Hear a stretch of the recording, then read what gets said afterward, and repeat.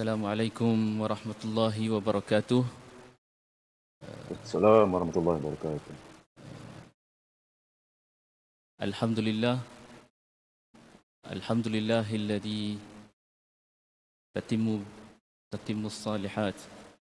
Alhamdulillahilladzi bi ni'matihi tatimmu salihat. Alhamdulillah, alhamdulillahilladzi hadana li hadza wa ma kunna linahtadiya laula an hadana Allah. Alhamdulillah hamdan katsiran tayyiban mubarakan fihi.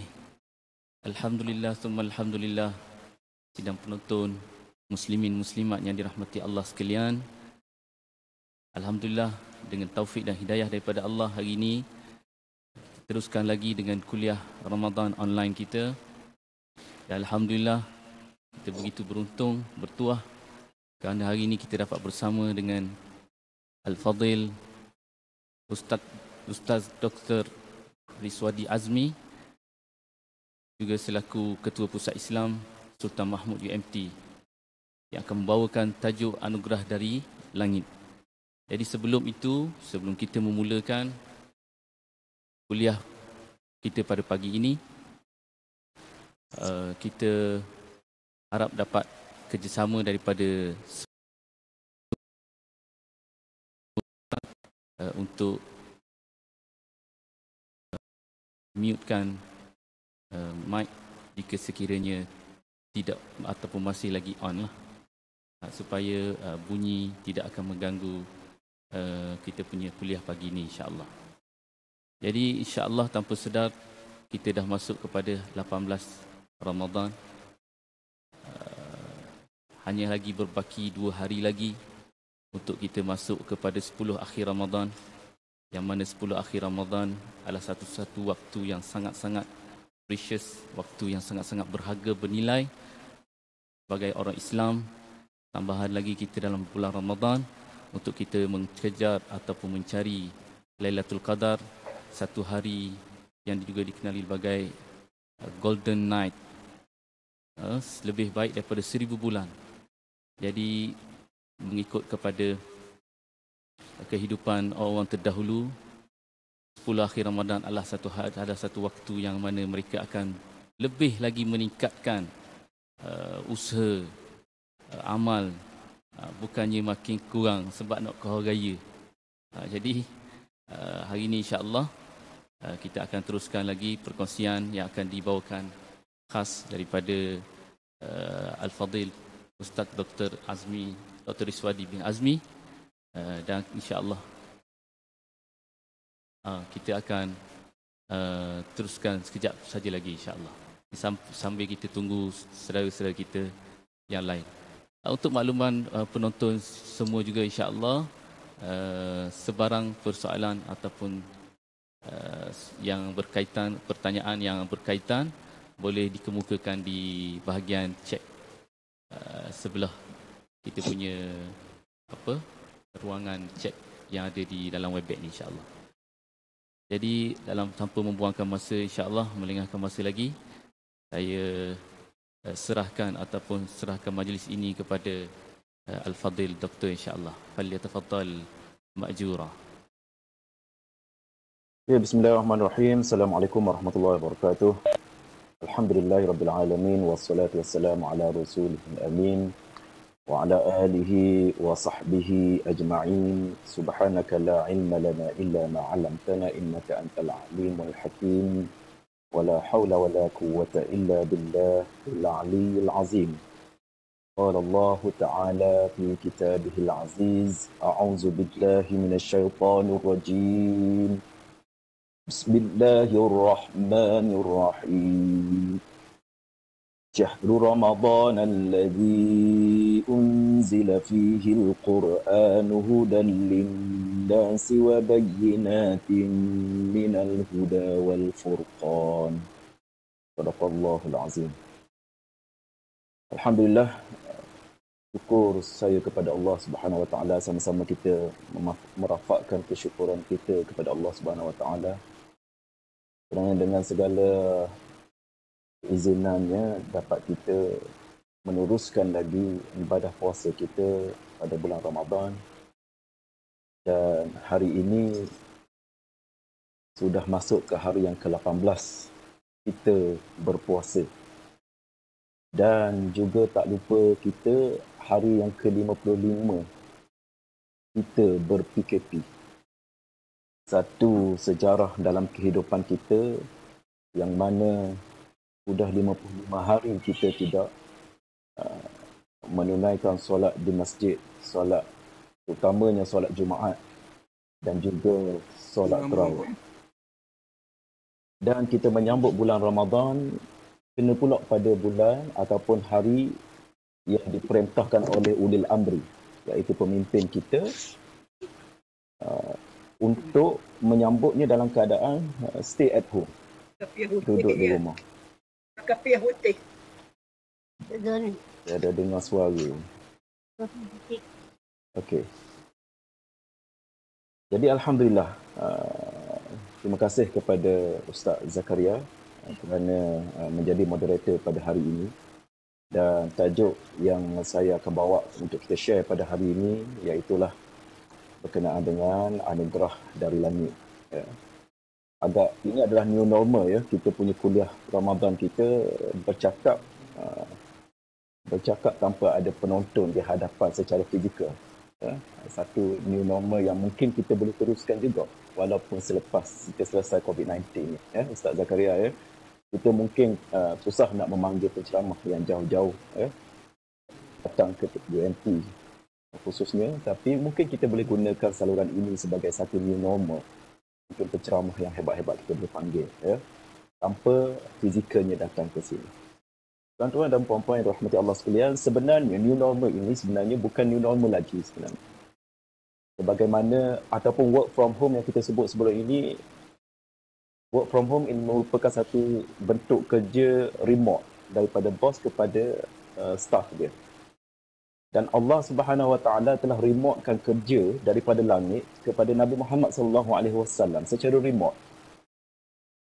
Nabi tidak berada di langit, tapi Nabi berada di bumi untuk menjalankan kerjanya sebagai rasul, junjungan rasul terakhir. Begitu juga dengan nabi-nabi yang lain, ya. Nabi dan juga rasul-rasul yang lain. Jadi sebenarnya kalau work from home ataupun remote daripada bos kepada staffnya ini tanpa bersua muka telah berlaku, dan Allah telah tunjukkan benda ini dalam Al-Quran, dan Allah telah tunjukkan penurunan wahyunya itu melalui penurunan wahyu melalui Jibril alaihi salam adalah secara connecting ataupun secara hubungan yang tidak bersemuka, secara yang tidak bersemuka.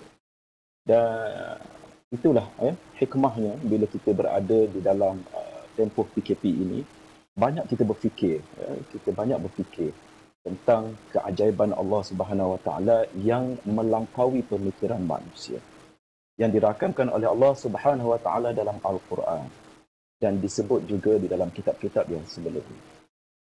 Dan kalau boleh hari ini kita bersembang saja Ustaz Zakaria ya, kita tak adalah nak berceramah apa, cuma nak berkongsi.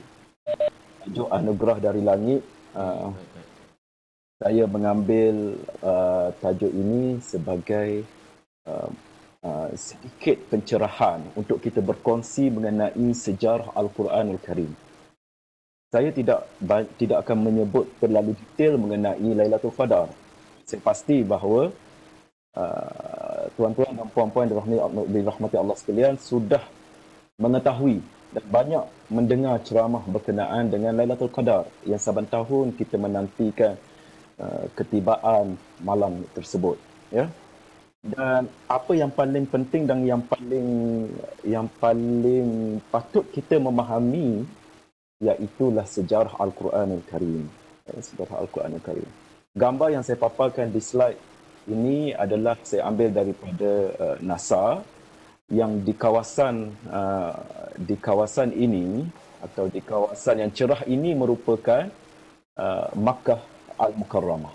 Ya, sangat cerah, sangat cerah, dan gambar ini diambil daripada aerospace ya, daripada angkasa melalui laman web NASA. Dan anugerah dari langit, kita nak bercakap tentang sejarah Al-Quranul Karim ya.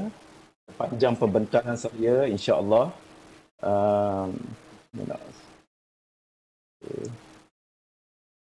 Sepanjang dalam tempoh mungkin kurang daripada 1 jam ini, saya akan berkongsikan kepada tuan-tuan dan puan-puan tiga perkara, ya, iaitulah kuarantin di Hira, self-isolation, wahyu yang pertama, kaitan 3 surah. Saya sebenarnya merancang untuk bercakap tentang 5 perkara, tapi mungkin 3 perkara pun mungkin tak sempat untuk kita bincangkan. Tapi tengoklah apa yang sesuai kita tengok dan kita sempat sampaikan. InsyaAllah kita berkongsi 3 perkara ini terlebih dahulu dan diakhiri dengan sedikit kesimpulan. Okey. Kita pergi yang pertama, kuarantin di Hira. Muslimin muslimat, kita perlu mengingati, ya, bukan setakat faham, kita perlu mengingati bahawa Nabi SAW keturunannya berasal daripada Nabi Ibrahim AS. Kenapa saya throwback sedikit keturunan Nabi SAW ini? Sebab Al-Quran yang kita ada pada hari ini sering dijadikan bahan. Al-Quran yang kita ada pada hari ini sering dijadikan bahan untuk mengatakan bahawa Al-Quran itu bukan asli. Dan Nabi Muhammad SAW yang menjadi Nabi dan Rasul terakhir pada kita bukan Nabi yang terakhir. Pandangan. Dan benda ni berlaku bukan hari ini saja, berlaku daripada awal kenabian SAW sehingga sekarang. Ramai pengkaji-pengkaji sering mencari isu-isu dan juga masalah yang boleh menimbulkan keluh kesah di kalangan umat Islam tentang ketidaksahihan Al-Quran. Al-Quran yang dikopi daripada kitab-kitab sebelumnya, Injil dan juga Taurat. Okey. Kita lihat kepada susu jalur Nabi SAW. Nabi Muhammad berasal daripada keturunan Nabi Ibrahim AS. Nabi Ibrahim mendoakan supaya keturunannya daripada kalangan Nabi-Nabi. Ya, ramai di kalangan anak-anak Nabi Ibrahim dan keturunannya sampai Nabi Muhammad SAW melalui Nabi Ismail. Ya, Nabi Ismail, bila mana Siti Sarah dan Nabi Ismail diletak Siti Hajar, dan Nabi Ismail dibawa ke Mekah. Dibawa ke Mekah oleh Nabi Ibrahim, dan di situlah bermulanya keturunan Nabi Muhammad sallallahu alaihi wasallam. Dan kita lihat gambar ini, kalau tuan-tuan puan-puan pergi ke Mekah, mungkin akan melihat poster ini di mana tempat. Masa saya pergi haji dulu, sudah ada poster ini yang dibuat oleh ahli sejarah Mekah, kota Mekah, yang menunjukkan macam mana lembah Mekah itu yang asalnya kontang, ya, gersang, tidak ada air, tidak ada penduduk. Macam mana Nabi Ibrahim membawa Siti Hajar dan anaknya Nabi Ismail, satu lembah kudus, lembah yang tidak ada apa-apa, dan ia bertukar menjadi keberkatan apabila timbulnya, iaitulah sumber air yang paling utama. Itu ingat, ya. Bila mana kita bercakap tentang kehidupan, apa sumber yang paling penting adalah air kepada manusia. Dan sekiranya tidak adanya telaga Zamzam yang dikuih kaki oleh Nabi Ismail tersebut, yang dianugerahkan oleh Allah melalui Nabi Ismail AS, sudah pasti Mekah itu tidak akan berkembang sehingga sekarang. Ya? Sudah pasti tidak ada perkembangan, Mekah itu tidak berkembang hebatnya, dan umat Islam tidak mampu beribadat di sana kerana sekiranya tidak ada sumber air. Jadi air sangat penting kepada kehidupan manusia, dan itulah menyebabkan kepada pertumbuhan negara dan pertumbuhan ataupun perkembangan sesebuah kawasan. Dan kita lihat revolusi ataupun evolusi Mekah daripada tanah yang kontang bergerak sehingga apa yang kita pada hari ini, dan mengalami perubahan-perubahan yang sangat hebat, untuk memenuhi keperluan, memenuhi keperluan umat Islam untuk beribadat di sana. Dan kita perlu ingat bahawa ibadah haji dan juga umrah telah bermula ketika zaman Nabi Ibrahim alaihissalam lagi. Ya, walaupun itu salah satu ibadat yang sangat lama. Ibadat yang sangat lama, iaitulah ibadah haji dan umrah dan juga puasa. Puasa merupakan ibadah yang Allah fardukan kepada umat-umat sebelum Nabi Muhammad SAW. Okey. Saya nak bawa tuan-tuan dan puan-puan kepada timeline yang disediakan oleh Aga Khan Academy. Ya, Aga Khan Academy salah satu akademik yang mengkaji tentang sejarah Islam dan juga heritage ataupun warisan Islam. Kita tengok kepada kelahiran Nabi Isa alaihissalam pada abad yang pertama, dan Nabi lahir kepada 632, iaitu lebih kurang 600 tahun kelahiran Nabi SAW berbanding Nabi Isa alaihissalam. Jadi tidak mungkin tuan-tuan dan puan-puan, tidak mungkin untuk kita menyatakan bahawa Nabi Muhammad SAW telah mengkopi Al-Quran atau telah menyalin Al-Quran daripada Nabi Musa, Torah 1300 tahun sebelum Masihi. Nabi Isa pada 1 Masihi, kelahiran Nabi Isa. Kelahiran Nabi Isa, Injil diturunkan Nabi Isa, diturunkan Injil, kitab Injil. Dan Nabi Musa diturunkan kitab Taurat. Dan selepas daripada itu kelahiran Nabi Muhammad SAW lebih kurang 600, saya cuba nak alihkan, tak nampak. Nabi Muhammad SAW lahir pada 570 selepas Masihi. Selepas Masihi ini adalah selepas kelahiran Nabi Isa AS. Ini tahun Masihi. Tahun Masihi adalah bermulanya tahun kelahiran Nabi Isa.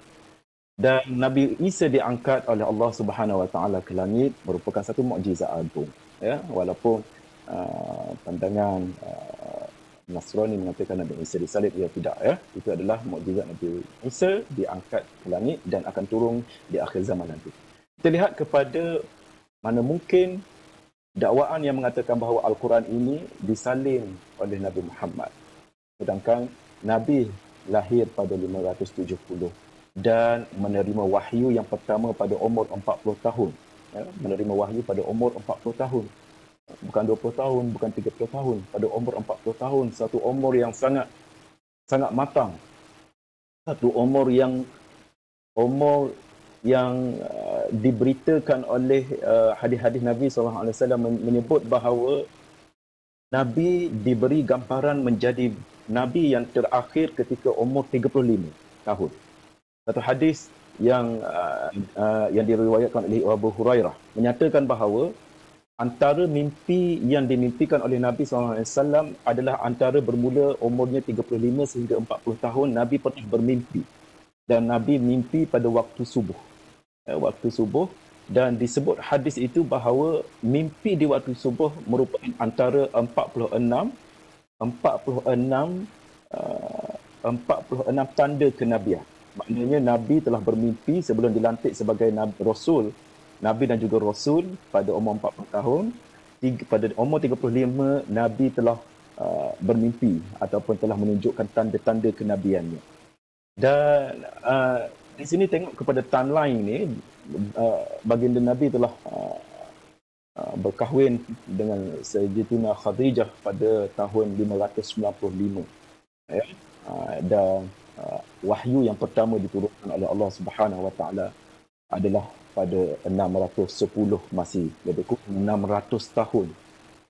600 tahun selepas kelahiran Nabi Isa AS. Jadi ini jelas, tidak mungkin Al-Quran itu dicetak ataupun disalin, dikopi daripada kitab Taurat dan juga kitab Injil. Dan sesuai dengan kita ber-PKP sekarang ini, tempoh PKP kita tambah lagi sebulan. Dua minggu. Cuma sekarang ni dah 4 minggu. 4 minggu capur 55 hari.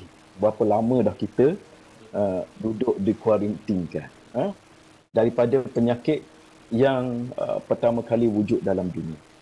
Dan hal ini Nabi telah melaluinya, iaitulah Nabi telah self-isolation di Gua Hira, kuarantin di Gua Hira selama bermula umur, satu riwayat menyatakan umur 3 tahun sebelum kenabian, dan ada pendapat mengatakan 5 tahun. Masuk umur 35 tu, Nabi telah berulang-alik ke Gua Hira. Nabi telah berulang-alik ke Gua Hira 7 hari. Dia tidak duduk sekaligus. 1 malam, 2 malam, tidak. Dia duduk, dia mencari ketenangan. Kenapa dia mencari ketenangan di situ? Sebab masyarakat Mekah ketika itu, kita tengok pada sejarah tadi, Nabi Ibrahim alaihissalam telah meletakkan Mekah sebagai salah satu center, Mekah, center di dunia ni. Jadi ramai seluruh umat manusia berkumpul di Mekah. Berkumpul di Mekah daripada seluruh pelosok dunia datang ke Mekah untuk mendirikan ibadah haji dan juga umrah. Dan sudah tentu percampuran budaya, percampuran pelbagai kaum, kabilah dan sebagainya menimbulkan pelbagai masalah. Lebih-lebih lagi ajaran Nabi Isa alaihissalam di Palestin telah jauh 600 tahun telah jauh daripada umat Islam, umat Islam di Mekah. Dan kita perlu ingat bahawa Nabi Isa tidak diturunkan, Nabi Isa diturunkan kepada kaumnya. Nabi Muhammad diturunkan kepada umat manusia keseluruhannya. Jadi ajaran yang diamalkan oleh umat yang berada di Mekah ketika itu adalah ajaran yang bermula daripada Nabi Ibrahim alaihissalam. Ya? Dan sudah pasti ajaran yang sudah beribu tahun itu mengalami pelbagai pertukaran, percanggahan, perselisihan dan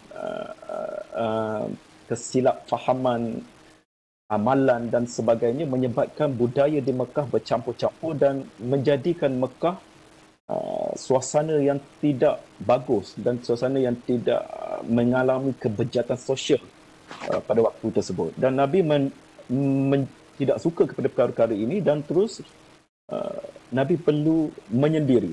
Satu hari selepas melihat perkara yang melampaui batas, melihat kepada perkara-perkara yang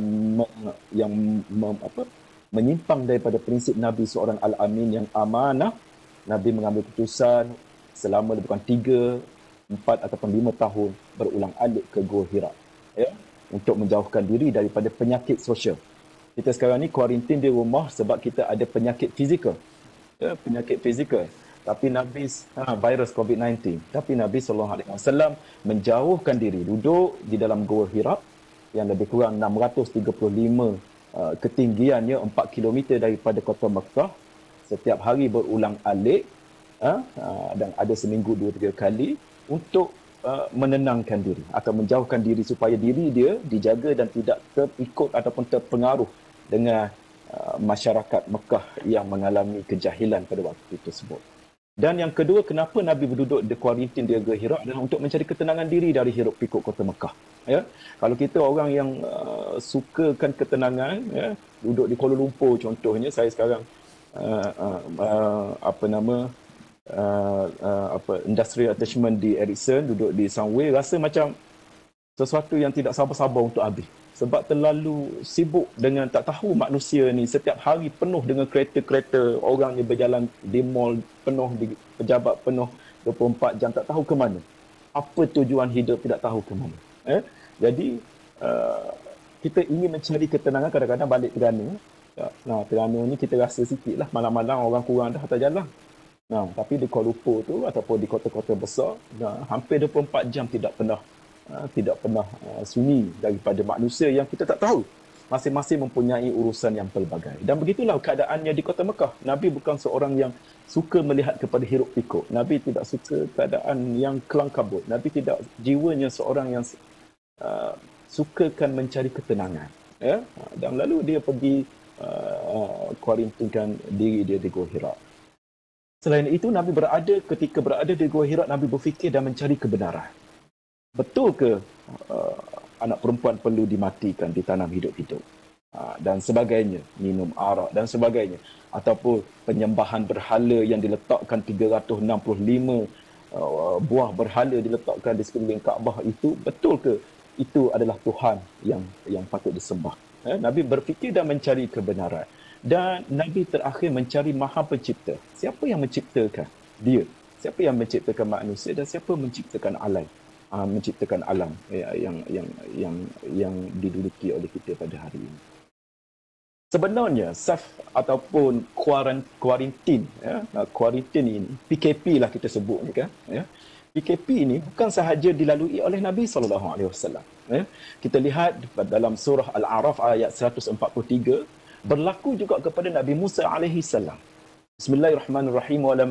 Walamma jaa Musa limiqatina wa kallamahu rabbuhu qala rabbi arini anzur ilaika qala lan tarani walakin inzur ilal jabali fa in istaqarra makanahu fasawfa tarani falamma tajalla rabbuhu lil jabal ja'alahu dakka wa khasara Musa wa kharra Musa sa'iqa falamma afaqa qala subhanaka tubtu ilaika wa ana awwalul mu'minin.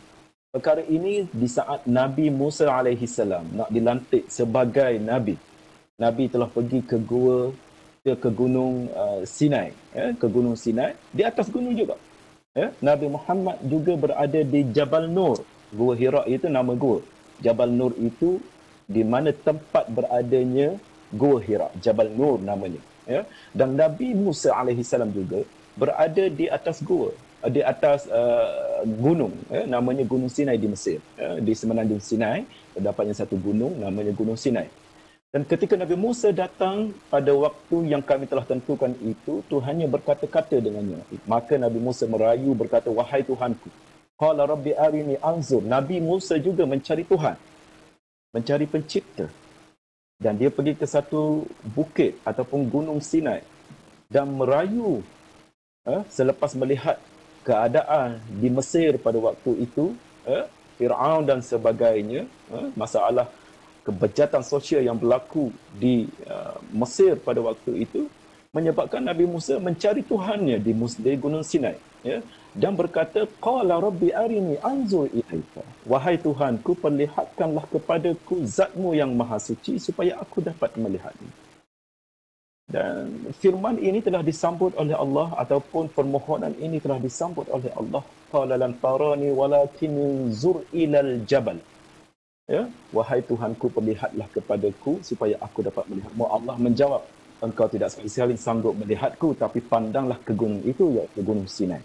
Maka kalau ia tetap berada di tempatnya, niscaya kamu akan dapat melihatku. Ini cerita berkenaan dengan Nabi Musa.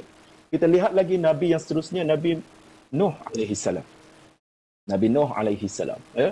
Dalam surah Hud, Allah sebut, ayat 37 Allah sebut, wasna'il fulka bi'ayunina wa wahyina wa la tukhatibni fil ladzina zalamu innahum mughraqun. Bagaimana Allah memerintahkan Nabi Nuh. Ustaz, saya ada gangguan bunyi sikit, Ustaz. Ya, saya mute, Pak. Okey. Bagaimana Allah Subhanahu Wa Taala memerintahkan Nabi Nuh dan buatlah bahtera dengan pengawasan. Wasna'il fulka bi'ayunina. Dan buatlah bahtera dengan pengawasan dan kawalan kami. Dan dengan panduan wahyu kami tentang cara membuatnya.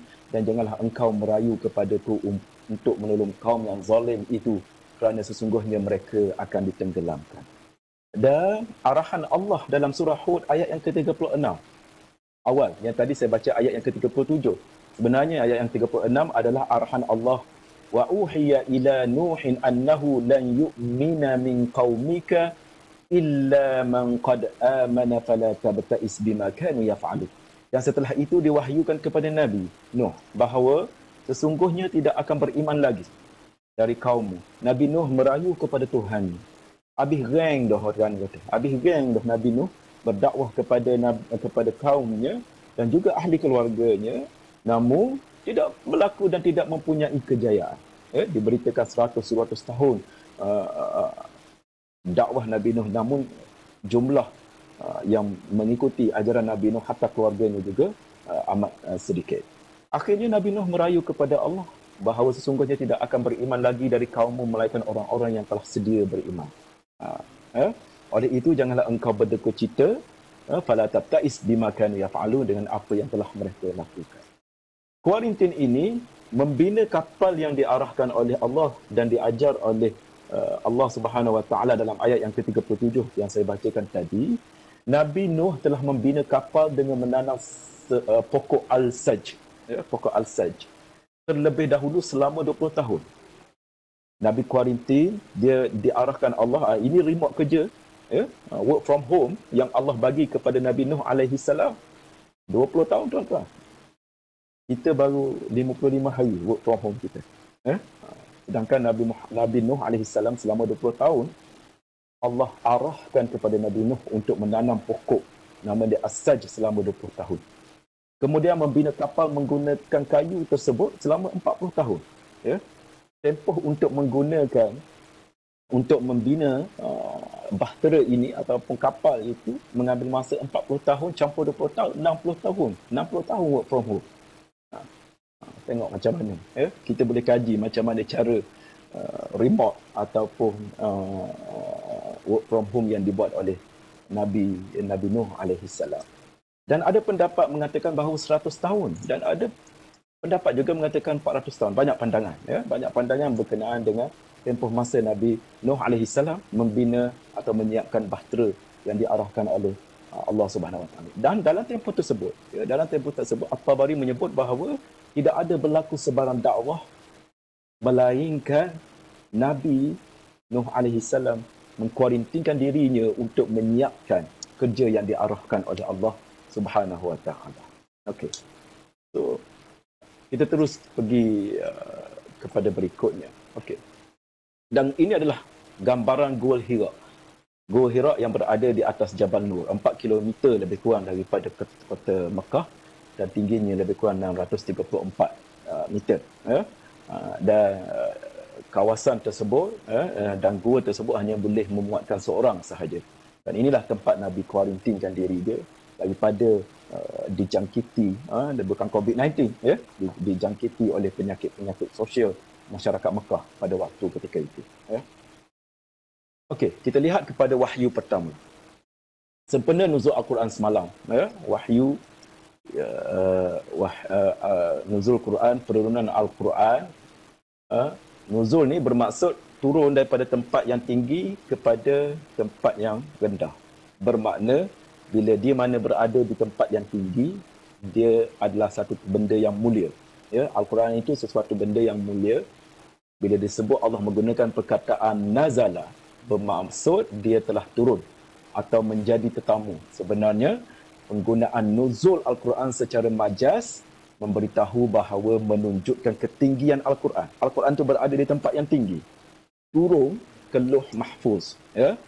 Dan nuzul Al-Quran bermaksud penurunan Al-Quran dari langit kepada Nabi Allah yang terakhir, mukjizat, ya, yang paling agung, Nabi Muhammad sallallahu alaihi wasallam. Kita amat bertuah, tuan-tuan dan puan-puan, ya. Berbanding dengan mukjizat-mukjizat lain kita tidak dapat melihat. Tapi mukjizat Al-Quran, mukjizat yang terakhir, mukjizat agung yang diturunkan Nabi Muhammad, kita masih lagi boleh membaca, memegang dan menghayatinya sehingga kepada hari ini. Suatu mukjizat yang sangat agung ini kita perlu hargai. Dan selendang surah Al-Isra menyatakan bahawa penurunan Al-Quran dalam ayat yang ke-105 surah Al-Isra, wa bil haqqi anzalnahu wa bil haqqi nazal.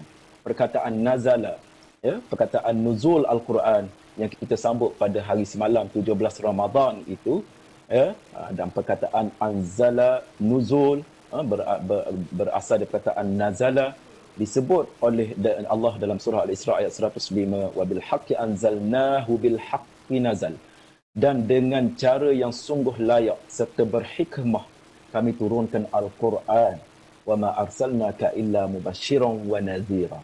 Dan dengan meliputi segala kebenaran ia diturunkan, dan tiadalah kami mengutuskan Nabi Muhammad melainkan sebagai pembawa, mubasysyiran, pembawa berita gembira bagi orang-orang yang beriman, dan pembawa amarah, ya? Bukan sekadar pembawa berita gembira mubasysyiran, tapi juga membawa nadhira.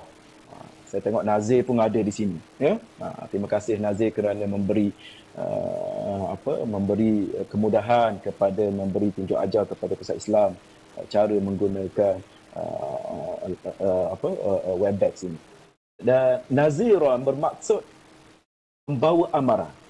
Sikap ataupun Nabi diutuskan kepada kita adalah mubassyirah wa nazirah, dan membawa amaran kepada umat manusia. Dalam Manahil Al-Irfan fil Ulumil Quran karangan Abdul Azim Al-Zaqani menyebut bahawa Al-Quran diturunkan kepada 3 peringkat, ya. Kita harap semua tuan-tuan dan puan-puan kita dapat ingat benda ni, insya-Allah. Tak ingat benda lain dalam sesi bersama-sama kita ambillah 3 perkara ni. Ya? Sangat penting. Quran yang kita pegang pada hari ini, kita perlu tahu sejarah. Sejarah penurunannya pada malam Al-Qad, iaitulah ada 3 peringkat menurut Syekh Abdul Azim Al-Zaqarni dalam kitabnya Manahir Al-Irfan fi Ulumil Quran. Peringkat yang pertama, diturunkan Al-Quran secara sekaligus pada waktu yang hanya diketahui oleh Allah Subhanahu Wa Taala. Ya, okey. Peringkat pertama diturunkan sekaligus seperti ini. Ya, nah perlu ingat kitab Torah dan kitab Injil diturunkan sekaligus, berkitab sekaligus kepada Nabi Musa dan juga Nabi Isa alaihissalam. Tapi Nabi Muhammad sallallahu alaihi wasallam tidak diturunkan secara sekaligus. Diturunkan secara sekaligus daripada Allah kepada Lauh Mahfuz. Bal huwa Qur'anun Majid fi Lauhim Mahfuz. Dalam surah Al-Buruj ayat 21 dan 22 menyebut sebenarnya apa yang engkau sampaikan, bal huwa Qur'anun Majid. Apa yang engkau sampaikan kepada mereka bukan syair atau sihir, bahkan Al-Quran yang tertinggi kemuliaannya, Qur'anun Majid di Lauhim Mahfuz, yang terpelihara sebaik-baiknya pada Lauh Mahfuz. Ya, peringkat pertama daripada Allah turun sekaligus kepada Lauh Mahfuz. Seterusnya pada peringkat yang kedua, penurunan daripada Lauh Mahfuz ke Baitul Izzah. Baitul Izzah, bukan Nurul Izzah. Baitul Izzah, langit dunia. Diterangkan dalam surah Al-Baqarah ayat 185, Syahrul Ramadan allazi unzila fihi al-Quran. Bulan Ramadan padanya diturunkan Al-Quran. Ya? Dan dalam surah Al-Qad, Inna anzalnahu fi lailatul qadr. Ya? Kedua-duanya diturunkan. Kedua-dua ayat ini menggambarkan bahawa Al-Quran diturunkan daripada Lauh Mahfuz secara sekaligus. Ya? Pada peringkat yang kedua, iaitulah daripada Lauh Mahfuz kepada Baitul Izzah, langit dunia, pada bulan Ramadan. Seterusnya pada peringkat yang ketiga, Al-Quran diturunkan. Pada peringkat yang ketiga, Al-Quran diturunkan secara berperingkat-peringkat daripada langit dunia kepada Nabi SAW melalui perantaraan malaikat Jibril AS. Ya, kita lihat pada surah Asy-Syu'ara ayat 193-195. Nazala bihir ruhul amin ala qalbika litakuna minal munzirin bilisanin arabiyyin mubin. Ia dibawa turun oleh malaikat Jibril, Ruhul Amin. Ya? Nama lain selain daripada nama malaikat Jibril adalah Ruhul Amin. Ya? Jibril, ruh yang amanah, ke dalam hatimu, ala qalbika litakuna minal munzirin bilisanin arabiyyin mubin. Menjadi seorang yang pemberi ajaran dan amaran. Again, Allah sebut bahawa Nabi membawa ajaran dan juga nazira, mubasyiran wa nazira, membawa ajaran, membawa berita gembira dan juga membawa amaran kepada umat manusia. Bilisanin arabiyyin mubin, dengan bahasa Arab yang fasih, terang lagi nyata. Jadi peristiwa berlakunya penurunan Al-Quran kepada Nabi berlaku selama tempoh 23 tahun. Selama bertahap. Ya, selama 23 tahun. 10 tahun di Mekah dan 13 tahun di Madinah. 13 tahun di Madinah. Umur Nabi berapa? 63 tahun. 63 tahun. So, 13 tahun Nabi berada di Madinah. Tolak jadi 43. Jadi 50 tahun. 50 tahun Nabi berada di Mekah. Tapi walaupun 13 tahun Nabi berada di Madinah, tuan-tuan, saat Nabi berada di Madinah adalah saat yang paling mencabar dalam tempoh kenabian Nabi. Dalam tempoh kenabian Nabi, saat berada di Madinah merupakan saat ataupun tempoh yang sangat mencabar. Ya? Banyak peristiwa-peristiwa yang menyedihkan. Banyak peristiwa-peristiwa peperangan ketika mana Nabi berada di Madinah Al-Munawwarah. Walaupun tempohnya hanya 13 tahun, tapi keadaan itulah sangat mencabar kepada Nabi Muhammad SAW. Dan dalam tempoh itulah Al-Quran diturunkan selama 23 tahun. Kenapa Al-Quran diturunkan dalam tempoh 23 tahun? Kerana ada beberapa sebab. Kerana ada beberapa sebab. Pertamanya yang boleh saya nyatakan secara general supaya kita mudah ingat. Yang pertama, kita kena ingat bahawa Al-Quran diturunkan kepada 3 peringkat. Daripada Allah kepada Lauh Mahfuz, daripada Lauh Mahfuz ke Baitul Izzah yang kedua, dan Baitul Izzah kepada Nabi Muhammad secara bertahap ataupun secara beransur-ansur selama 23 tahun. Selama 23 tahun. Ya, selama tempoh 23 tahun dan ada 3 peringkat penurunan Al-Quran. Satu perkara yang kita perlu ingat tentang penurunan Al-Quran. Dan penurunan Al-Quran tidak berlaku secara sekaligus bertahap-tahap. Kenapa? Yang pertama, untuk memudahkan hafazan kepada sahabat-sahabat. Ya, kalau diturunkan sekaligus, sebagaimana yang ada pada kita hari ini, kemungkinan menjadi kesukaran kepada sahabat-sahabat untuk menghafal kalamullah. Ya, dia bukan syair, dia bukan kata-kata biasa. Ia merupakan kalamullah, kata-kata Allah yang Maha Esa. Jadi penurunan secara berperingkat ini menjadikan Al-Quran 23 tahun itu memberikan kemudahan kepada para sahabat dan juga kepada Nabi. Yang pertama. Yang kedua, penurunan Al-Quran secara bertahap adalah mengikut peristiwa. Ya? Kalaulah Taurah dan juga Injil tidak mengikut peristiwa, diturunkan secara sekaligus. Tapi Al-Quran adalah sebagai huda linnas, sebagai petunjuk kepada Nabi Muhammad.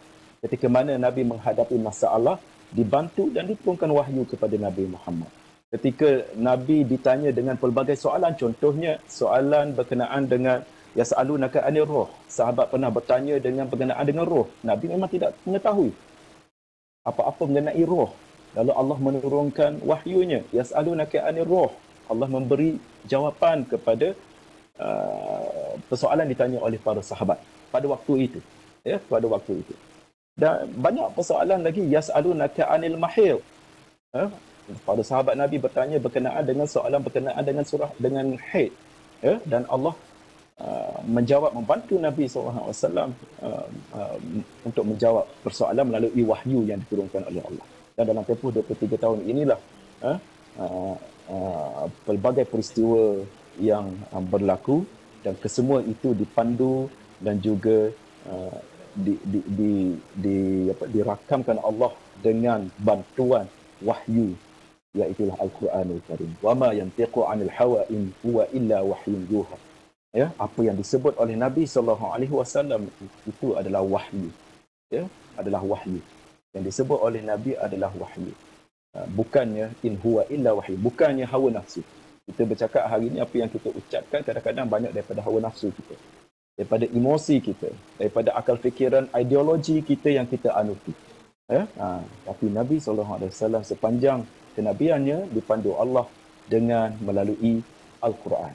Tidak melalui hawa nafsu, tidak melalui emosi, dan tidak melalui akal semata-mata. Sebaliknya melalui perintah ataupun wahyu yang diturunkan oleh Allah Subhanahu Wa Taala. Okey. Seterusnya, Al-Quran mukjizat agung. Ya, kita dah tahu bahawa Al-Quran mukjizat agung. Pelbagai mukjizat yang diturunkan oleh Allah kepada kesemua Nabi, terutama Nabi-Nabi Ulul Azmi. Ya, kita sudah tidak boleh melihat kehebatan mukjizat Nabi Musa yang membelah Laut Merah. Kita tak dapat melihat sehingga pada hari ini. Ya, kita tidak dapat melihat tongkat Nabi Musa bertukar menjadi ular. Kita tidak dapat melihat bahtera Nabi Nuh AS, mukjizat agung kepada Nabi Nuh AS. Ini golongan ataupun senarai Nabi-Nabi Ulul Azmi. Kita tidak dapat melihat kehebatan mukjizat Nabi Ibrahim yang dibakar Allah, tapi yang dibakar oleh penentangnya ataupun Raja Namrud pada waktu itu, dan disejukkan Allah dan tidak berlaku apa-apa. Ini merupakan mukjizat yang kita tidak dapat lihat pada hari ini. Namun Al-Quran adalah mukjizat agung yang kekal sehingga pada hari ini. Dan mukjizat ini sering dijadikan bahan ataupun orang kata peluru untuk mengatakan bahawa Nabi Muhammad itu bukan Rasul terakhir. Ya, pertama, orang yang mempertikaikan, golongan yang mempertikaikan sehingga sekarang, mempertikaikan Al-Quran ini bukan mukjizat yang terakhir. Nabi Muhammad bukan Nabi yang terakhir, adalah melalui tohmahan kepada Al-Quran. Tohmahan kepada Al-Quran. Nak mengatakan Nabi bukan Nabi yang terakhir, ditahmahkan kepada Al-Quran. Dijadikan Al-Quran sebagai tohmahan ataupun dijadikan dalil kepada Nabi Muhammad bukan Nabi yang terakhir. Antara isu yang dibangkitkan oleh pengkaji-pengkaji ataupun orientalis, mana Al-Quran ini dicedok ataupun disalin melalui kitab Taurat dan juga Injil. Kenapa mereka mengatakan demikian? Kerana ada cerita-cerita yang disebut di dalam Al-Quran terkandung juga di dalam kitab Taurat dan juga kitab Injil. Contohnya kisah Nabi Musa alaihissalam, kisah Nabi Noah alaihissalam, kisah Nabi Isa alaihissalam. Kisah Nabi-Nabi ini diceritakan, kisah Ali Imran, keluarga Ali Imran juga diceritakan dalam kitab-kitab sebelum kitab Al-Quranul Karim. Dan mereka mengatakan bahawa Al-Quran yang kita pegang, yang Allah turunkan kepada kita pada hari ini, bukan asli daripada Allah, bahkan ianya merupakan cedokan Nabi Muhammad daripada kitab-kitab sebelumnya. Saya dah sebut, kita dah tahu bahawa peringkat Nabi sallallahu alaihi wasallam tempohnya dengan Nabi Isa lebih kurang 600 tahun. Dan dengan Nabi Musa 1300 tahun. Sebelum Masihi, campur 600 sampai 2000 tahun. Mana mungkin Nabi mencedok Al-Quran ini daripada kitab Taurat dan juga kitab Injil. Tapi itulah pemahaman yang sering disebut dan dilemparkan kepada, fitnah yang dilemparkan kepada kita umat Islam untuk menyatakan bahawa Nabi itu bukan Nabi yang terakhir. Antara isunya lain adalah Allah menjawab kepada tomahan itu melalui satu hikmah Allah menjadikan Nabi itu seorang yang ummi. Dalam seorang yang ummi. Dalam surah Al-Ankabut, Allah sebut dalam ayat yang ke-48. Wa ma kunta taslu min qablihi min kitabin wa la takhutuhu yaminik idzal lartabal mubtilun. Dan kami tidak pernah membacanya sebelum Al-Quran satu kitab pun. Allah sebut balasan. Masa zaman Nabi itu sudah ada golongan-golongan Yahudi dan juga Nasrani memberitahu bahawa Nabi telah mencedok kitab ini daripada kitab Taurat dan juga kitab Injil. Allah memberi jawapan dalam surah Al-Ankabut. Nabi Muhammad itu tidak boleh membaca, disebut dalam surah Al-A'raf ayat 158. Fa'aminu billahi wa rasulihin nabiyyil ummiyil lazi yu'minu billahi wa kalimatihi wattabi'uhu la'allakum tahtadun. Maka berimanlah kamu kepada Allah dan Rasulnya, Nabi yang ummi. Apa maksud ummi, tuan-tuan? Apa maksud ummi? Kataan ummi ini maksudnya mak. Maksudnya mak. Kata dasar daripada alif, hamzah dan juga mim yang bermaksud ibu. Oleh itu, Allah menyebut Nabi ini ummi. Tidak tahu membaca, buta huruf. Ummi ini bermaksud buta huruf. Kenapa dikaitkan perkataan al-ummi? Allah sebut perkataan al-ummi, buta huruf. Bukan Allah sebut Nabi tidak tahu membaca dan juga menulis. Tidak tahu membaca dan menulis. Boleh kata lagi, ajar belajar dah, tapi juga menulis dan juga membaca. Allah tidak menggunakan perkataan tidak tahu membaca dan tidak tahu menulis kepada Nabi dalam Al-Quran. Tapi Allah meletakkan perkataan wa rasulihin nabiyil ummi, perkataan al-ummi, iaitulah perkataan ibu. Perkataan ibu. Dan penafsiran ini, ummi ini, apa hikmahnya Allah menyebut perkataan ini, memberi gambaran kepada Nabi bahawa Nabi ini ibarat bayi yang dilahirkan daripada perut ibu yang tidak tahu membaca langsung dan tidak tahu menulis langsung, tidak pernah belajar, tidak pernah mengalami proses pembelajaran, tidak pernah diajar, tidak pernah belajar, tidak pernah didedahkan. Ibaratnya baru keluar daripada perut seorang ibu, baby yang baru dilahirkan. Dan itulah ibarat Allah kepada Nabi, sikap ataupun kemahiran Nabi membaca dan menulis itu langsung tidak ada. Dan disebut sebagai al-ummi, rasulihin nabiyil ummi. Tidak langsung mengetahui ataupun buta huruf.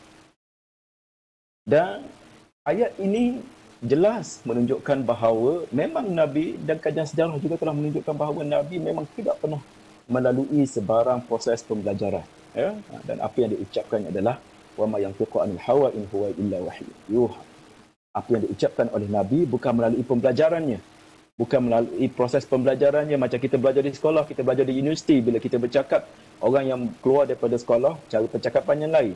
Orang yang belajar di universiti, cara percakapannya lain. Sebab universiti itu membentuk pemikirannya sehingga mampu kita bercakap pada tahap kita belajar di universiti. Tapi Nabi langsung tidak melalui proses pembelajarannya. Dan disebut sebagai Rasulihin Nabiyil Ummi, yang tidak langsung melalui proses penabahan. Siapa yang mengajarkan Nabi? Wa ma yantiqu anil hawa. Wahyu daripada Allah, iaitu Al-Quranul Karim yang diturunkan kepada Nabi Muhammad sallallahu alaihi wasallam. Okey, cerita Nabi berada di Gua Hira. Ya, satu ketika apabila Ruhul Amin turun kepada Nabi, Jibril alaihi salam turun kepada Nabi, Iqra ya Muhammad. Nabi kita tahu bahawa tidak tahu membaca, Iqra ya Muhammad. Nabi tidak tahu membaca sehingga 3 kali. Yang ketiga, Iqra bismi rabbikal ladzi khalaq. Ya, Iqra bismi rabbikal ladzi, bacalah dengan nama Tuhan. Seterusnya, surah ayat yang pertama diturunkan kepada Nabi iaitu daripada surah Al-Alaq. 5 ayat yang pertama. Iqra bismi rabbikal ladzi khalaq, khalaqal insana min 'alaq, Iqra wa rabbukal akram, alladzi 'allama bil qalam, 'allama al insana ma lam ya'lam. Okey. Selesai wahyu yang pertama diturunkan pada Nabi. Okey. Berlaku satu peristiwa. Yang ni mungkin kita jarang dengar. Mungkin kita jarang dengar. Satu peristiwa disebut sebagai fatratul wahyi. Fatrah wahyu. Saat ini, dalam hadis yang diriwayatkan oleh Aisyah, hadis Bukhari, daripada hadis riwayat Bukhari yang disebut oleh Aisyah radhiyallahu anha. Kita tahu bahawa Nabi waktu ketika itu lepas wahyu yang pertama, Nabi berada dengan Siti Khadijah. Dia tidak berada dengan Sayyidina Aisyah. Belum lagi berkahwin dengan Sayyidina Aisyah. Tapi cerita ini diceritakan oleh Nabi kepada Sayyidina Aisyah. Sebab itu tuan-tuan dan puan-puan, kalau kita lihat masuk sikit ilmu hadis sikit, ramai di kalangan perawi-perawi hadis daripada kalangan Nabi sallallahu alaihi, dari kalangan sahabat Nabi sallallahu alaihi wasallam. Mereka ini meriwayatkan hadis mengikut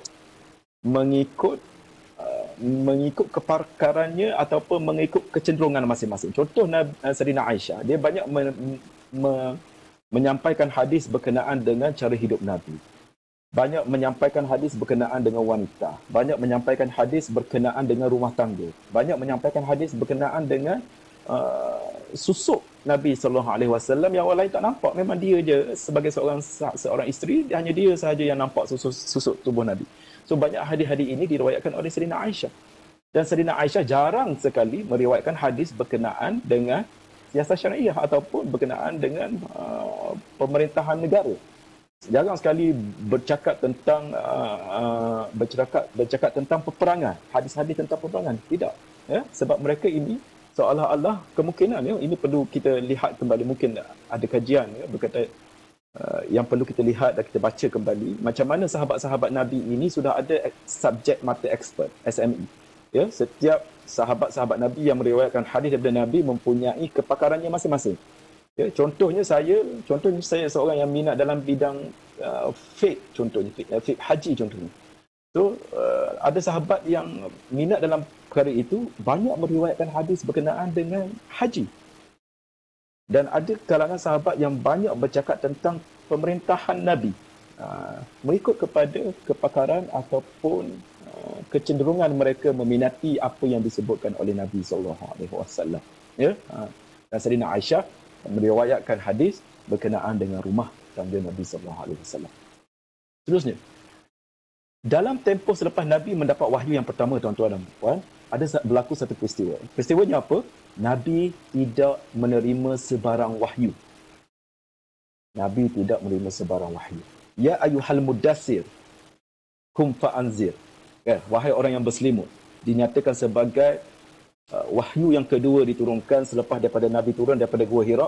Turun berjumpa dengan Sayyidina Khadijah, bercerita dengan Sayyidina Khadijah, lalu Nabi diselimutkan dengan Sayyidina Khadijah. Lepas tu turunlah ayat ya ayyuhal mudassir, keluarlah kamu ya ayyuhal mudassir kum fa'anzir. Wahai orang-orang yang berselimut, kum fa'anzir, bangun dan memberi peringatan. Nazir, sekali lagi disebut kataan fanzir, nazira. Dan Nabi itu bukan berlaku pada waktu hari Al-Quran diturunkan, iaitu Iqra diturunkan. ya, Iqra diturunkan ataupun surah Al-Alaq diturunkan, 5 ayat daripada surah Al-Alaq diturunkan, dan Al-Mudassir itu bukan secara orang kata pada hari yang sama, pada waktu yang sama. Bahkan Nabi melalui fatratul wahyu. Dalam tempoh banyak pandangan mengatakan hampir 3 tahun Nabi tidak menerima wahyu lepas daripada wahyu yang pertama diturunkan kepada Nabi SAW. Dasarkan pada hadis daripada Imam Ahmad bin Ibn Hanbal, yang diriwayat daripada Tarikh Ahmad bin Hanbal, waqa'a fi tarikh Ahmad bin Hanbal 'an asy-Sya'bi anna muddat fatratul wahyi kanat 3 sinin. 3 tahun, tuan-tuan dan puan-puan, Nabi tidak menerima wahyu. Lepas turun daripada Gua Hira, 3 tahun Nabi tidak menerima wahyu. Dan Ibn Katsir menyatakan dalam kitabnya Al-Bidayah dalam Bidayah wa Nihayah menyebutkan 2 tahun, dan ada juga pendapat mengatakan 5 tahun. Ya, dan ada yang menyebutkan sampai 7 tahun. Ya, wallahu a'lam. Namun pandangan ada juga yang menyebutkan sebagai 5 hari, 7 hari, sebulan, 3 bulan, banyak pandangan menyatakan keadaan Nabi tidak menerima wahyu, sebaik saja Nabi mendapat wahyu yang pertama, iaitu Iqra bismi rabbikal ladzi khalaq. Okey. Dengan demikian, ya, ulama berpandangan bahawa selepas tempoh fatratul wahyu, dia 2 kali berlaku fatratul wahyu. Yang pertama, selepas Nabi terima wahyu yang pertama, berlaku fatratul wahyu. Nabi tidak menerima wahyu. Nabi jadi kelam kabut. Dia pergi ke Gua Hira. Mana lagi wahyu? Mana lagi petunjuk? Mana lagi kata-kata daripada Jibril alaihissalam? Tidak ada selama 3 tahun. Sehinggalah berlaku Nabi pengsan, ya? Mencari-cari, melompat, mencari mana wahyu dalam tempoh 3 tahun, ataupun pendapat mengatakan 5 hari, 5 bulan dan sebagainya. Dalam tempoh fatratul wahyu inilah Allah, para ulama menyebut bahawa ini adalah tempoh kenabian Nabi. Bila tempoh Rasul, Nabi diangkat sebagai Rasul ketika wahyu yang kedua, ya ayyuhal mudassir qum fa'anzir. Qum fa'anzir, bangunlah, memberi peringatan. Itu bermakna Nabi telah dilantik sebagai Rasul. Allah Rasul yang terakhir. Okey. Kita dah agak lama, ya. Okey, insya-Allah saya cuba habiskan cepat mungkin. Seterusnya perkara, kita telah selesai perkara yang kedua, ya. Okay. Nabi mendapat wahyu yang kedua, iaitu daripada surah Al-Mudassir, qum fa'anzir wa rabbaka fakabbir. Itu adalah surah yang kedua diturunkan kepada Nabi sallallahu alaihi wasallam. Dan surah yang berikutnya Wadduha, Wadduha, surah Ad-Duha. Okey. Selesai penurunan wahyu, kita nak tengok, ya, kalau tuan-tuan ada Al-Quran, agak bagus, tak apalah, saya dah paparkan Al-Quran di sini. Okey. Kaitan 3 surah, perkara yang ketiga, ya, perkara yang terakhir, insya-Allah perkongsian kepada kita pada hari ini. Kenapa kita faham, ya, bahawa Al-Quran diturunkan secara berperingkat-peringkat. Kita tengok bahawa Iqra bismi rabbikal ladzi khalaq berada pada juzuk yang ke-30. Kenapa ia tidak berada di juzuk yang pertama? Kenapa Al-Fatihah berada pada juzuk yang pertama? Ya ayyuhal mudassir juga, wahyu yang kedua berada di juzuk yang ke-30. Kenapa tidak berada di peringkat awal? Semua ini ada perbincangan di kalangan ulama. Dan Iqra bismi rabbikal ladzi khalaq. Tuan-tuan tengok. Iqra, saya tunjukkan di sini. Iqra bismi rabbikal ladzi khalaq. 5 ayat yang pertama diturunkan 1 hingga 5.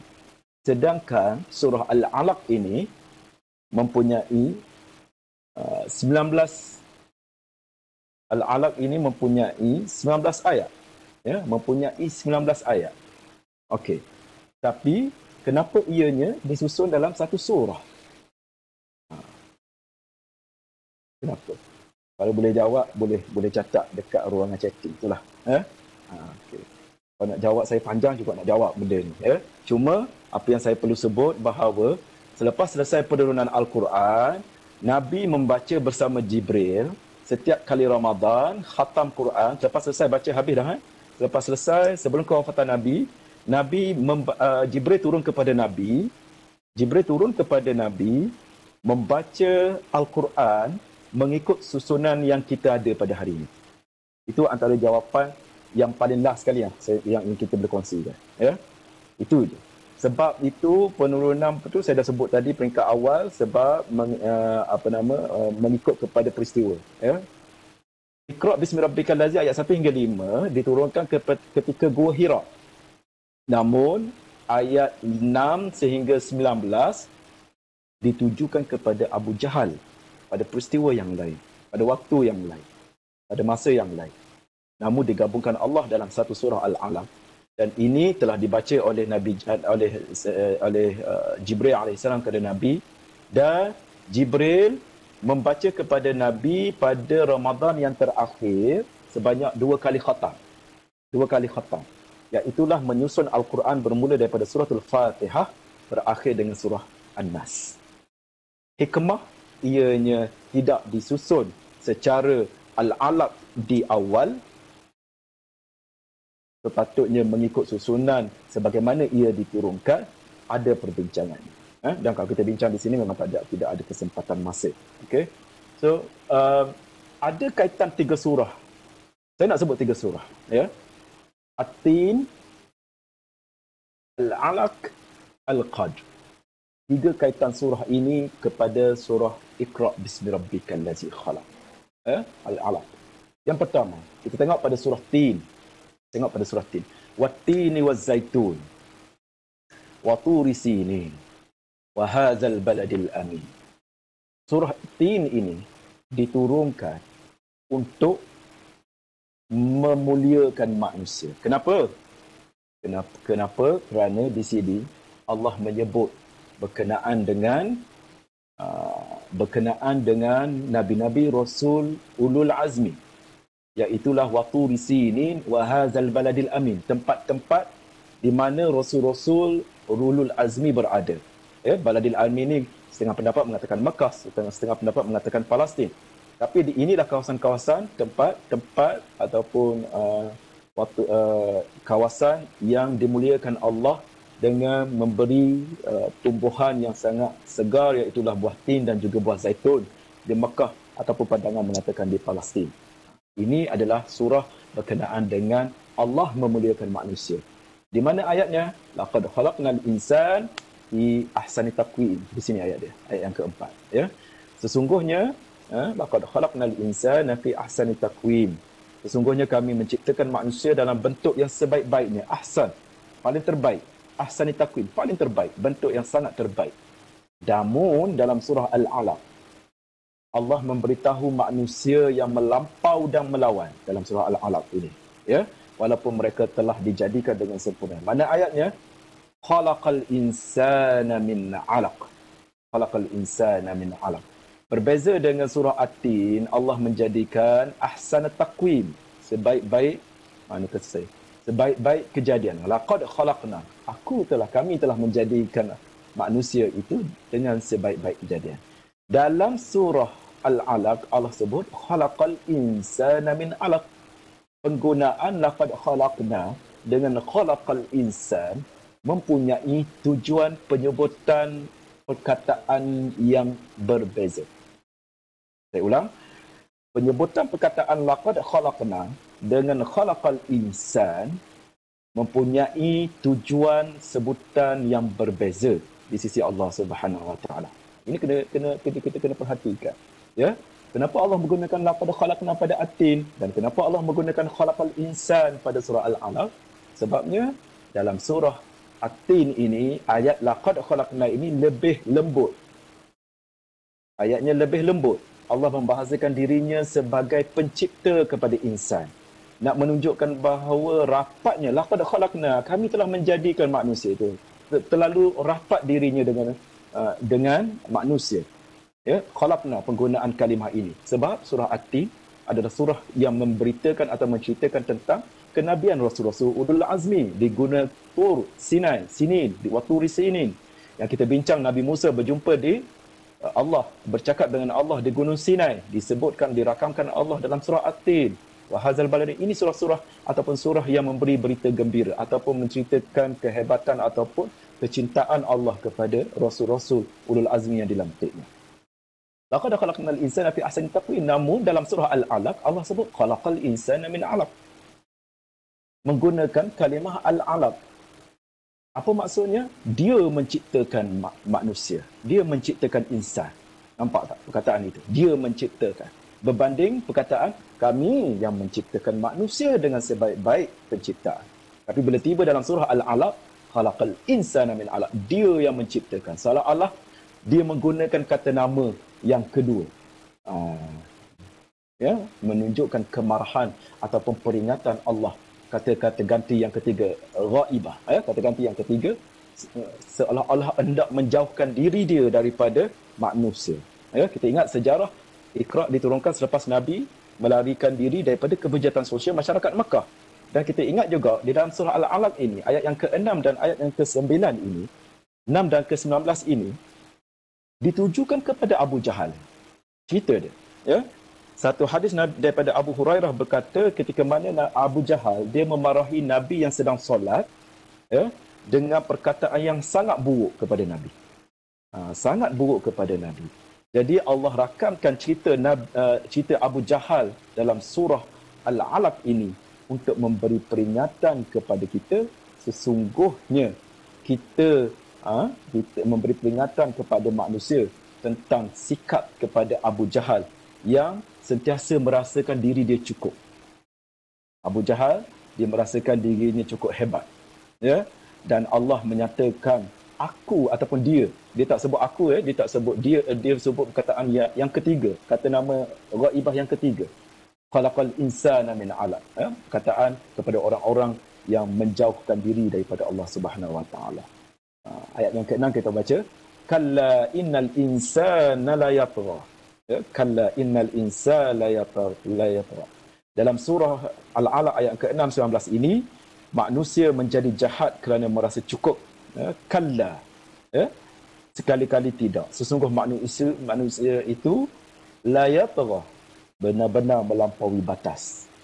Dan peringatan Allah disebut pada peringkat awal lagi, khalaqal insana min 'alaq. Dia memperingati bahawa kita ni walaupun merasa cukup dan sebagainya, sudah mempunyai ilmu yang sangat tinggi, ingatlah bahawa innal insana la yatgha, ataupun khalaqal insana min 'alaq. Ni banyak peringatan dalam ni yang kita boleh baca, tapi saya tak sempat untuk kita ulas dalam surah Al-Alaq ini secara keseluruhan. Tapi cukup kita faham bahawa surah Al-Alaq ini diturunkan dalam dua keadaan. Yang pertama, keadaan wahyu yang pertama. Yang kedua adalah dalam keadaan Nabi dihina oleh Abu Jahal. Dan kisah ini dirakamkan Allah daripada surah Al-Alaq ayat yang ke-6 sehingga ayat yang ke-19. Dan kesinambungan ayat ini adalah berkaitan antara satu sama lain. Seterusnya, dalam surah Al-Alaq Allah menggunakan perkataan ini, surah Al-Alaq Allah menggunakan warabbukal akram. Kita sudah habis pukul berapa, Ustaz? Kita ambil 10 minit lagi, insya-Allah. Boleh. Okey. Okey, insya-Allah. Warabbukal akram. Allah menggunakan perkataan warabbukal akram. Tuhanmu yang Maha Pemurah. Okey, dalam surah warabbukal akram. Di mana warabbukal akram? Ayat yang ketiga. Warabbukal akram. Tuhanmu yang Maha Pemurah. Dalam surah At-Tin Allah menceritakan kemuliaan para nabi ulul azmi. Para nabi ulul azmi dan tempat-tempat kelahirannya. Tempat-tempat kelahirannya iaitulah di kawasan Baladil Amin, tempat-tempat yang aman, tempat-tempat yang diberkahi, iaitu adalah Semenanjung Sinai, di kawasan-kawasan itulah di Palestin, Mekah dan sebagainya. Dan dalam surah At-Tin Allah memberitahu laqad khalaqnal insa, kita sudah terang berkenaan dengan ini, saya skipkan lagi. Dalam surah At-Tin juga Allah sebut summa radadnahu asfala safilin, kemudian kami kembalikan dia di tempat yang serendah-rendahnya. Summa radadnahu asfala safilin. Dan Allah sambung dalam surah Al-Alaq. Allah sambung dalam surah Al-Alaq menceritakan apa yang mereka lakukan. Dalam surah At-Tin Allah sebut summa radadnahu asfala safilin. Kami kembalikan dia ke tempat yang serendah-rendahnya. Asfala safilin, tempat yang asfal, paling rendah, filin, safilin, tempat yang rendah lagi rendah, sangat-sangat rendah. Penghinaan Allah kepada siapa? Abu Jahal yang disebut pada ayat yang ke-6 sehingga ayat yang ke-19 pada surah Al-Alaq. Kenapa dia di tempat yang serendah-rendahnya? Cerita ni kalau kita baca dalam hadis Nabi SAW menceritakan bagaimana asbabun nuzul kepada ayat 6 sehingga 19 adalah ketika Nabi sedang sujud. Nabi sedang sujud di tanah. Nabi sedang sujud di tanah. Abu Jahal telah menghina Nabi. Ya, seolah-olah menghenyak kepala Nabi yang sujud di tanah sehingga menghina Nabi. Sujud di tanah yang paling orang kata, kalau sebut tanah ni kata paling hina lah. Tapi Allah sebut balas kepada perbuatan Abu Jahal pada surah At-Tin, summa radadna wa asfala safilin. Okey. Banyak ya kaitan antara surah At-Tin ini dengan surah Al-Alaq, ya. Surah At-Tin ini dengan Al-Alaq. Yang pertama saya sudah ceritakan berkenaan dengan perkataan laqad khalaqna. Yang kedua, nak ceritakan bahawa apa yang disebutkan oleh Allah dalam summa radadna wa asfala safilin adalah gambaran kepada apa yang dilakukan oleh Abu Jahal dalam surah Al-Alaq ayat 6 kepada 19. Yang kedua. Yang ketiga, nampak tak persamaan antara Iqra' bismi rabbikal ladzi khalaq, surah Al-Alaq dengan surah At-Tin ini? Apa dia? Kedua-duanya menceritakan tentang berada di tempat yang tinggi. Iqra' diturunkan di dalam Gua Hira di Jabal Nur, dan di At-Tin ini menceritakan tentang waktu di sini. Ya, waktu di sini iaitu tempat Nabi Musa menerima wahyu di atas Gunung Sinai. Di Gunung Sinai. Kedua-duanya adalah menggambarkan kepada tempat yang tinggi. Menggambarkan tempat Nabi Musa dan Nabi Muhammad mencari penciptanya di tempat yang tinggi, dan ia mempunyai kaitan kedua-dua antara surah At-Tin dan surah Al-Alaq ini. Dan kita pergi kepada surah kesimpulan kepada surah Al-Alaq ini, kalau kita boleh sebut, yang pertama At-Tin para nabi disebut secara umum, tetapi Al-Alaq menjurus kepada Nabi SAW. Ya, At-Tin diceritakan tentang At-Tin menceritakan tentang keseluruhan nabi-nabi ulul azmi. Namun pada surah Al-Alaq, surah Iqra' ini, Al-Alaq ini khusus kepada Nabi SAW. Yang kedua, dalam surah At-Tin dia menjadikan kita dalam bentuk yang baik. Dalam Al-Alaq Allah menjelaskan bahawa manusia asalnya daripada Al-Alaq, ya, daripada Al-Alaq. Yang ketiga, dia beza, ya. Laqad khalaqnal insana min 'alaq dengan laqad khalaqnana fi ahsani taqwim, yang terbaik, ya, yang terbaik. Dan ada juga Allah jadikan manusia tapi mungkin tidak baik, ya, sikapnya tidak baik sebagaimana Abu Jahal yang diceritakan dalam ayat 6 yang ke-19. Dan Allah memberitahu ada manusia yang direndahkan dalam At-Tin. Allah beritahu manusia yang direndahkan dalam surah Al-Alaq. Allah beri contoh. Sumardadna wa asfala safilin. Allah memberitahu bahawa ada manusia yang direndahkan, dan contohnya berada pada surah Al-Alaq, iaitu Abu Jahal. Dalam surah At-Tin Allah mengutuk mereka yang menolak Nabi Muhammad. Dalam surah Al-Alaq Allah beri contoh Abu Jahal yang menolak Nabi Muhammad SAW. Dan kita tengok pada surah Al-Qad, kenapa Allah menyusun. Semua susunan ini dilakukan oleh Allah, ya tuan-tuan dan puan-puan. Sebab itu bila mana kita naik imam, masing-masing sudah naik imam di rumah, ya, tarawih at home sekarang. Okey. Pesan saya supaya mana-mana ayah-ayah, siapa saja yang menaik imam, kalau kita baca surah mestilah mengikut aturannya. Contoh, rakaat pertama kita baca Wat-Tin. Rakaat kedua kita kena baca surah-surah yang dibaca selepas yang berada selepas daripada surah At-Tin. Jangan pula kita baca Wat-Tin wa Zaitun rakaat pertama, rakaat kedua kita baca Alif Lam Mim zalikal kitabul la raiba fih. Itu kurang sedikit adab, ya, dengan Al-Quran, sebab Al-Quran ini diturunkan Allah dan disusun oleh Allah mengikut susunannya. Kalau kita baca surah Wat-Tin, kita akhir mungkin surah Qul huwallahu ahad, Qul ya ayyuhal kafirun, inna anzalnahu fi lailatul qadr. Surah-surah yang selepas daripada surah itu mengikut susunannya, ya. Okey.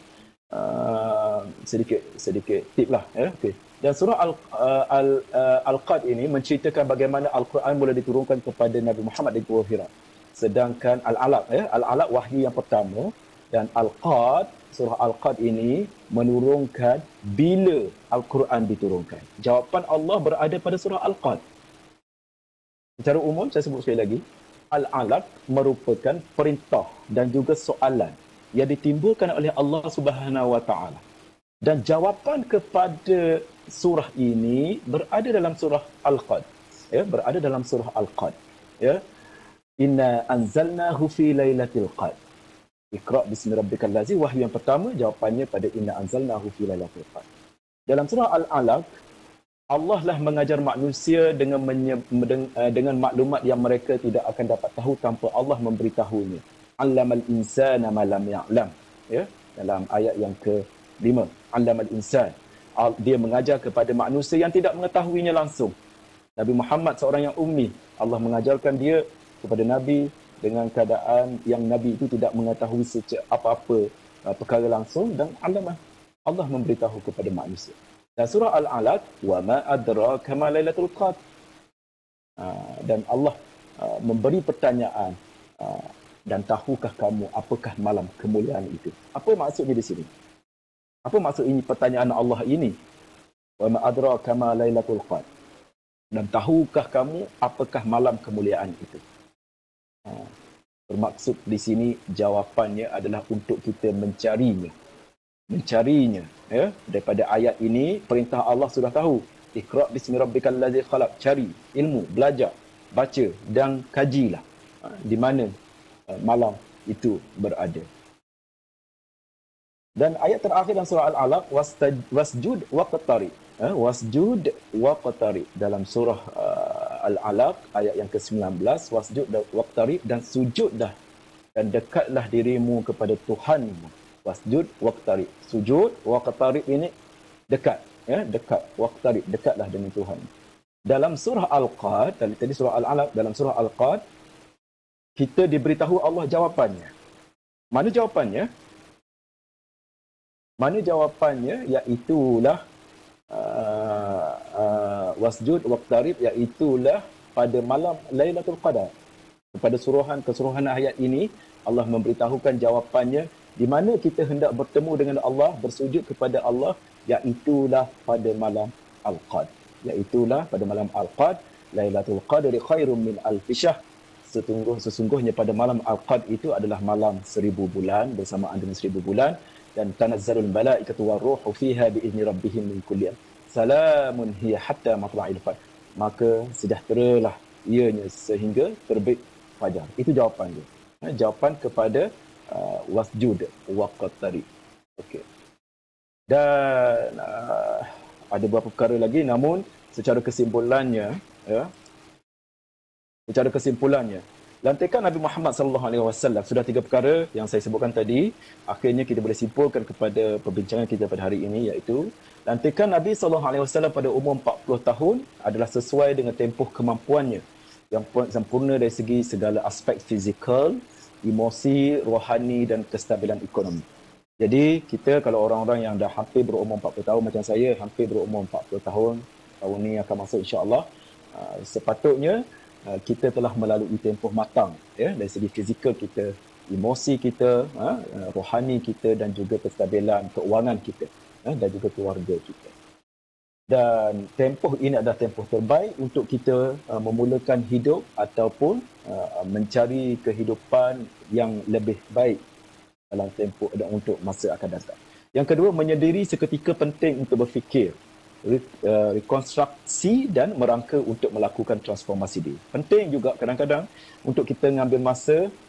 Kalau pensyarah ni orang akademik, dia ada tempoh cuti sabbatical ni, ya, cuti sabbatical dia, ataupun kalau lepas PhD dia boleh ambil postdoctorate, ya. Dan tempoh cuti sabbatical ni mungkin masa untuk kita menyendiri, melihat kembali research kita yang kita rancang untuk lakukan pada masa selepas kita selesai sabbatical kita. Dan itu juga bagi kita ada tempoh yang perlu kita menyendiri, berfikir, mencari apa sebenarnya dalam hidup kita yang kita ingin buat, kehidupan yang lepas yang kita telah lalui, dan apa perancangan kita untuk masa yang akan datang. Adakah semuanya telah dilalui proses dan mencari yang betul dan sebagainya. Yang ketiga, Al-Quran adalah kalamullah, anugerah yang perlu kita hayati dan junjung sepanjang masa. Janganlah kita belajar, kita baca sahaja Al-Quran itu betul, setiap huruf itu mempunyai ganjaran daripada Allah 10. Satu huruf 10 ganjaran yang Allah bagi lebih-lebih lagi pada bulan Ramadan ini, bulan Al-Quran. Tapi sentiasa pelajari Al-Quran bukan sekadar membacanya. Pelajar membaca, yang paling penting memahami isi kandungan dia, memahami isi kandungan dia. Saya ada nak tunjuk Al-Quran yang di depan saya ni, ya. agak bagus lah. Walaupun dia cetakan Indonesia, sebenarnya cetakan Indonesia yang tidak ada Kementerian Dalam Negeri tidak dibenarkan masuk ke Malaysia. Perlu diingat tuan-tuan dan puan-puan, kalau tidak ada sebarang cetakan ataupun kelulusan Kementerian Dalam Negeri tidak boleh memasuki Malaysia. Jadi Quran yang ada depan saya ni mungkin secara haram kot masuk kot. Tapi sebab tidak ada KDN banyak Quran-Quran daripada Indonesia cuba memasuki pasaran negara sebab dia tahu orang Malaysia ni suka beli Quran. Bacanya wallahu alam lah Jadi Quran Malaysia masih kurang mempunyai kalau saya tunjuk sikit kau boleh nampak masih kurang mempunyai perkara-perkara tambahan yang seperti ini, Quran-Quran yang dibuat di Malaysia. Tapi Indonesia sudah advance sedikit sampai 10 dalam 1, 16 dalam 1, asbabun nuzul pun ada, doa pun ada, semua dirangkumkan dalam ni. Tapi kita perlu ingat bahawa standard penulisan Al-Quran Indonesia dan Malaysia berbeza. Dan tapi bagus kalau untuk baca tafsir boleh gunakan Quran-Quran seperti ini. Cuma dari segi bacaannya kita perlu berhati-hati sedikit sebab dia standard penulisannya berbeza dengan penulisan Malaysia. Tapi Quran ini saya tengok di belakang telah diluluskan oleh Lajnah Tasihih Al-Quran Indonesia. Kita ambil ihtimal dia boleh dibacalah walaupun tidak melalui Kementerian Dalam Negeri. Kalau Quran yang diluluskan oleh Kerajaan Malaysia, kita kena ingat dia ada benda ni. Kalau tuan-tuan boleh nampak di belakang, dia ada cap Kementerian Dalam Negeri, Lajnah Tasihih di bawah Kementerian Dalam Negeri. Ini Quran yang standard Malaysia. Quran terbitan Telaga Biru. Okay. Saya tidak ada kaitan dengan mana-mana company. Cuma nak beritahu tuan-tuan dan puan-puan bahawa jangan simply beli Al-Quran. Jangan simply beli Al-Quran. Untuk yang terbaik ataupun untuk lebih selamat, belilah Al-Quran yang mempunyai kelulusan Kementerian Dalam Negeri, cop Kementerian Dalam Negeri di belakang tadi. Sebab masalah cop pula bahasa Jawi mungkin kita tak perasan cop apa. Dan kalau tafsir yang boleh kita baca agak ringkas, agak up to date, iaitulah walaupun ditulis sudah lama, iaitulah tafsir Hamka, tafsir karangan Abuya Hamka, Al-Quranul Karim, tak silap saya. Sangat bagus, sangat bagus, dan dia diolah dalam bentuk Asia Tenggara, diolah dalam rangka budaya negara Asia, terutamanya orang Melayu.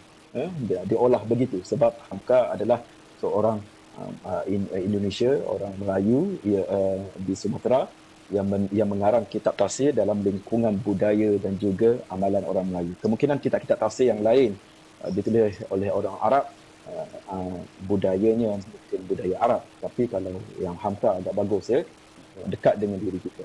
Dan jadikanlah bulan Ramadan ini sebagai masa untuk tadabbur isi dan menghayati makna Al-Quran. Saya ucapkan terima kasih kepada Ustaz Zakaria kerana menjadi moderator kepada sesi kita pada hari ini. Saya mohon maaf kepada tuan-tuan guru yang ada, kalau adalah dalam sesi ini, ustaz-ustaz yang lebih pakar, yang lebih mengetahui, mohonlah ditegur sekiranya ada kesalahan sepanjang perkongsian yang saya sampaikan pada hari ini. Wallahu a'lam. Saya serah kembali kepada Ustaz Zakaria. Fajazakumullahu khairan jazak. Diucapkan kepada Al-Fadhil Doktor, masya-Allah. Satu perkongsian yang sangat padat dan banyak perkara yang kita boleh tahu, bermula daripada sejarah penurunan Al-Quran itu sendiri, asal usul keturunan Nabi sallallahu alaihi wasallam sendiri, dan juga berkenaan dengan 3 surah yang kita katakan 3 surah serangkai, At-Tin, Suratul Alaq dan Suratul Qadar. Masya Allah, perkaitan yang disampaikan dan perkongsian yang dikongsi bersama kita pada pagi ini, Masya Allah. Jadi diharap kepada semua pendengar, penonton dapat mengambil pengajaran, ibrah, terutamanya di bahagian akhir tadi tu, kesimpulan. Kesimpulan tu penting untuk kita laksanakan selepas habis ni lah. Jangan kita dengar saja. Jadi pelaksanaan itu sangat penting. kerana perkiraan itu berdasarkan apa yang kita lakukan insya-Allah. Jadi sekali lagi diucapkan terima kasih, syukran jazilan kepada Al-Fadhil Dr. Riswadi Azmi di atas kesudian untuk berkongsi banyak perkara tentang Al-Quran dengan kita pada pagi ini, masya-Allah. Jadi di samping kepada pendengar sekalian, kehadiran boleh dimasukkan. Juga ada kita sediakan link kepada Google Form untuk diisi sebagai kehadiran tuan-tuan puan-puan sekalian, insya-Allah. Jadi insya-Allah kami di Pusat Islam akan terus bersiaran lagi untuk kuliah-kuliah seterusnya. Yang paling dekat sekali ialah pada hari Rabu ini, insya-Allah. Sekarang saya iklan sikit Ustaz Sila. Yeah. InsyaAllah pada hari Rabu ini 13 Mei pada jam 10 pagi kita akan bersama dengan Ustaz Syahri Abdul Rahman daripada Paradigm Center yang akan membahaskan ataupun berkongsi berkenaan dengan tadabbur surah Ar-Rahman bersempena dengan World Quran Hour, insya-Allah pada Rabu ini. Maka surah akan dikongsikan tadabbur surah Ar-Rahman, yang mana surah-surah yang juga penting dalam kita aplikasi dalam kehidupan kita. Dan juga seterusnya pada hari Jumaat, insya-Allah kita ada kuliah Zuhur online bersama dengan Dr. Kashfullah, juga daripada Pensyarah Pepal pada jam 12 tengah hari. Yang hari Rabu tu pada jam 10 pagi. Hari Jumaat pukul 12 tengah hari. Dan juga seterusnya pada next kuliah Ramadan online kita adalah pada hari Isnin depan bersama dengan Al-Fadhil Ustaz Don Daniel pada 18 Mei juga jam 10 pagi, insya-Allah, yang mana kita semua akan dapat bersama seperti mana pada hari ini. Jadi jika sekiranya tidak ada sebarang pertanyaan soalan daripada hadirin, maka insya-Allah saya mohon maaf di atas kekurangan sepanjang melaksanakan kuliah kita pada hari ini. Jadi kita tutup majlis kita dengan tasbih kifarah dan suratul As, insya-Allah. Assalamualaikum warahmatullahi wabarakatuh. Waalaikumsalam warahmatullahi wabarakatuh.